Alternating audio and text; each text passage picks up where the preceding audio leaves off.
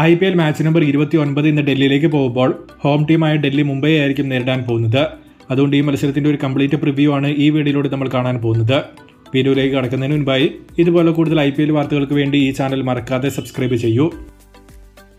ഇന്ന് രാത്രി 7:30 മുതൽ ഡൽഹിയിലെ അരുൺ ജെയ്റ്റ്ലി സ്റ്റേഡിയത്തിലായിരിക്കും ഈ മത്സരം നടക്കാൻ പോകുന്നത്. കഴിഞ്ഞ സീസണിൽ ഏറ്റവും ഹൈ സ്കോറിംഗ് മത്സരങ്ങൾ നടന്ന ഗ്രൗണ്ടുകളിൽ ഒന്നായിരുന്നു ഇത്. 235 ആയിരുന്നു ആ സീസണിലെ average first innings total. So almost അതിന് സിമിലർ ആയ ഒരു ട്രാക്ക് ഇന്നും കണ്ടേക്കാൻ തന്നെയാണ് സാധ്യത.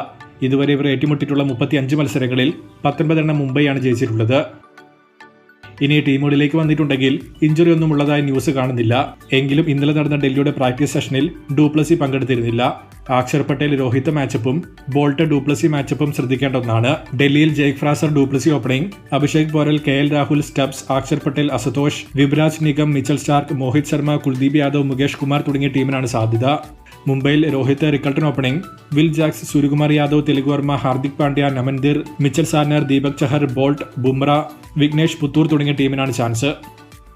അവസാനമായി ശ്രദ്ധിക്കേണ്ട താരങ്ങൾ വിജയ സാധ്യത എന്നിവ നോക്കിയാൽ രാഹുൽ, സ്റ്റബ്സ്, കുൽദീപ് എന്നിവരെ ഡൽഹിയിൽ നിന്നും, സൂര്യ, ഹാർദിക്, ബുംറ എന്നിവരെ മുംബൈയിൽ നിന്നും ശ്രദ്ധിക്കേണ്ടതുണ്ട്. വിജയ സാധ്യത നിലവിലെ ഫോം വെച്ച ഡൽഹിക്ക് തന്നെയാണ് കാണുന്നത്.